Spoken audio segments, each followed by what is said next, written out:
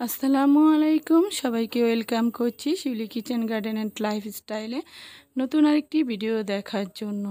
কাছে কিংবা দূরে, দেশ এবং দেশের বাইরে থেকে যে যেখান থেকে আমার ভিডিও দেখেন না কেন, আশা করছি সবাই আল্লাহর রহমতে ভালো আছেন, সুস্থ আছেন। আমরাও আলহামদুলিল্লাহ ভালো আছি।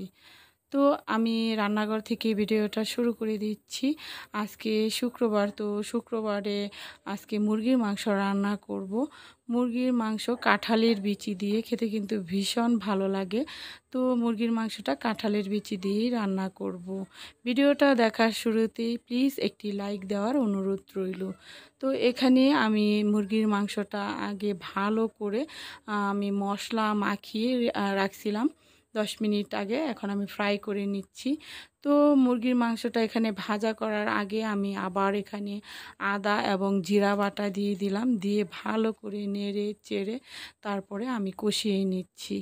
আর এই মুরগির মাংসের মধ্যে আমি এখন আবার দিয়ে দিব আস্ত রসুন এবং পেঁয়াজ কুচি। পেঁয়াজ কুচি দিয়ে আবার আবার আমি ভাজা করে নেব। এটা যত ভাজা বা কষানো যাবে ততটাই কিন্তু মজা লাগবে।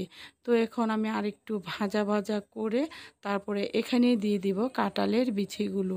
এখন কিন্তু কাঁঠালের সিজন, কাঁঠালের বিচি কিন্তু অ্যাভেলেবেল পাওয়া যাচ্ছে।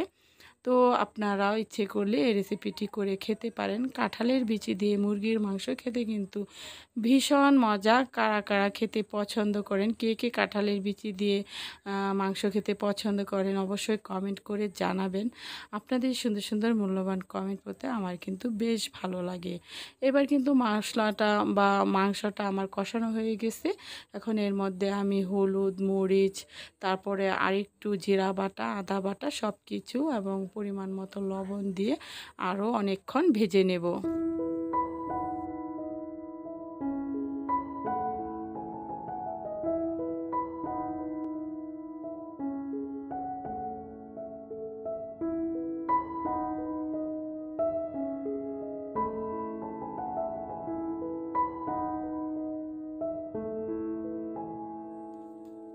তো এই তো আমি এখন এগুলো ভালো করে ভেজে এর মধ্যে আমি কুসুম গরম পানি পরিমাণ মতো দিয়ে নেড়ে চেড়ে ঢেকে রান্না করে নেব।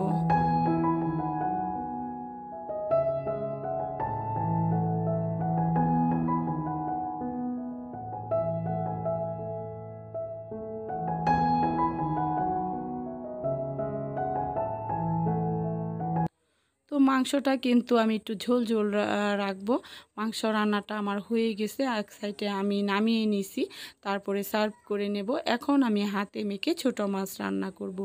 তো হাতে মেখে ছোট মাছ রান্না করার জন্য এখানে আমি বেগুন, আলু আর 4টা ঢেঁড়স আমি লম্বা করে কেটে নিছি।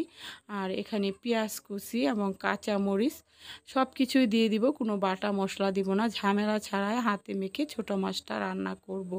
হাতে মেখে ছোটো মাছটা রান্না করে খেলে কিন্তু আমার কাছে অনেক ভালো লাগে, আর আমি ছোটো মাছ অনেক পছন্দ করি।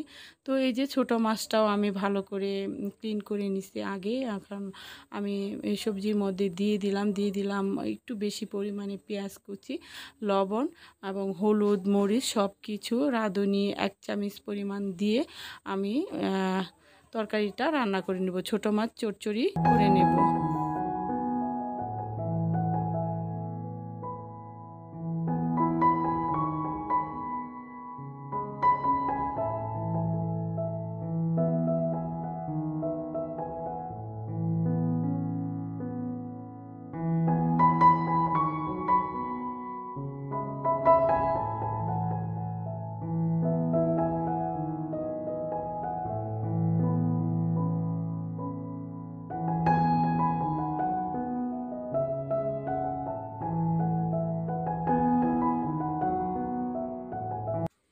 আমি এখানে সব কিছু মশলা দিয়ে হাতে ভালো করে আমি মাখা মাখা করে কষলিয়ে কষলিয়ে আমি মেখে নেব। আর এই কষলানোর মধ্যেই কিন্তু তরকারির টেস্টটা নির্ভর করে। এখন ভালো করে মেখে আমি একটু অল্প পরিমাণে হাতটা ধুয়ে জাস্ট পানি দিয়ে দিব। এই পানিতেই কিন্তু তরকারিটা রান্না হয়ে যাবে।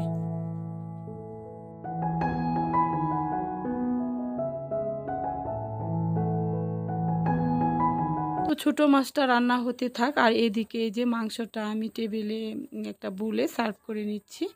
তো মাংসটা খেতে কিন্তু একটু ঝোল ঝোল রাখছি আর কি, ঝোল খেতে বাচ্চারা পছন্দ করে। আর এই যে এদিকে আমার ছোট মাছটাও রান্না হয়ে গেছে, এটা কিন্তু আমি পোড়া পোড়া করে রান্না করে নেব। আর এটা কিন্তু ঝোল থাকবে না, আর এটা কিন্তু একদম পোড়া পোড়া খেতেই ভালো লাগে। তো আর একটু হালকা করে আমি নেড়ে চেড়ে তারপরে এটাও নামিয়ে নেব।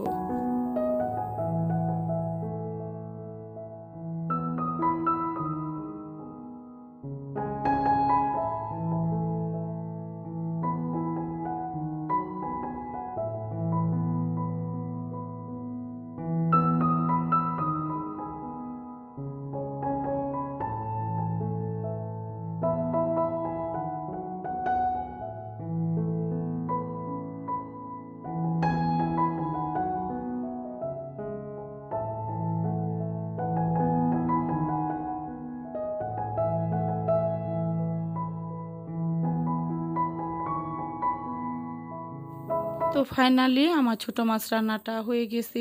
এখন চলে আসলাম খাবার টেবিলে। এই তো হচ্ছে ছোট মাছ, কাঁঠালের বিচি দিয়ে মুরগির মাংস, আর এটা হচ্ছে শাক ভাজি। আর এখন খেয়ে নেব, খেয়ে তারপরে আবার আপনাদের মাঝে কথা বলবো। তো এটা হচ্ছে সন্ধ্যা, প্রচুর পরিমাণে বৃষ্টি হচ্ছে। তো বৃষ্টির রাতে ছেলেরা বলছে যে পপকর্ন ভাজা খাবে, ভুট্টা ভাজা। তো ভুট্টা আমি দেখেন অনেক সুন্দর করে ভেজে নিচ্ছি। তো ভুট্টা ভাজার আগে কিন্তু ফ্রাই প্যানে অল্প পরিমাণে আমি তেল দিয়ে দিলাম। তেল দিয়ে যে ভুট্টাগুলো দিয়ে দিছি, ভুট্টা দিয়ে হালকা নেড়ে চেড়ে আমি এখানে একটু অল্প পরিমাণে লবণ দিয়ে দিব। তো লবণটা দিয়ে তারপরে আমি আরেকটু নাড়াচাড়া করে তারপরে ঢেকে দেব। আর এই ভুট্টা ভাজাটা বৃষ্টির মধ্যে খেতে কিন্তু ভীষণ ভালো লাগে, বাচ্চারা খেতে তো অনেক পছন্দ করে, আমারও ভীষণ ভালো লাগে। কার কার ভুট্টা ভাজা খেতে পছন্দ লাগে অবশ্যই কমেন্ট করে জানাবেন। তো ভুট্টাটিগুলো দেখেন অনেক সুন্দর করে ফুটে উঠতেছে। তো আমি প্রায় ভিডিও শেষের দিকে চলে আসছি। এ পর্যন্ত যারা ধৈর্য সহকারে আছেন তাদেরকে অসংখ্য অসংখ্য ধন্যবাদ। লাইক না দিয়ে থাকলে প্লিজ লাইকটি দিয়ে দিবেন, আর নতুন বন্ধু হয়ে থাকলে সাবস্ক্রাইব করে পাশে থাকবেন। পাশে থাকা বেল আইকনটি অবশ্যই প্রেস করে দিবেন, এতে করে নতুন ভিডিও আপলোড দেওয়ার সাথে সাথে পৌঁছে যাবে আপনাদের কাছে, আর আপনারা যখন ইচ্ছে তখনই আমার ভিডিওগুলো দেখে নিতে পারবেন। আর অলরেডি যারা এই কাজটি করে ফেলেছেন তাদেরকে অসংখ্য অসংখ্য ধন্যবাদ, আর মন থেকে অনেক অনেক দোয়া রইল। তো আমার তো ভীষণ ভালো লাগতেছে। এই দেখেন অনেক সুন্দর ভুট্টা ভাজা হয়ে গেল। এখন খাবারের পালা, তো খেতে খেতে আপনাদের কাছ থেকে বিদায় নিয়ে নেব। এভাবেও আপনারা ঘরে ইচ্ছে করলে ভুট্টা রেখে পপকর্ন ইজিলিভাবে ভাজা করে কিন্তু বৃষ্টির দিনে খেতে পারবেন। এখানে একটু বিট লবণ দিয়ে দিলে আরও বেশি পরিমাণে ভালো লাগবে। তো এই যে ভুট্টা ভাজাটা হয়ে গেছে। তো আজ রাখছি, আল্লাহ হাফিজ, আসসালামু আলাইকুম।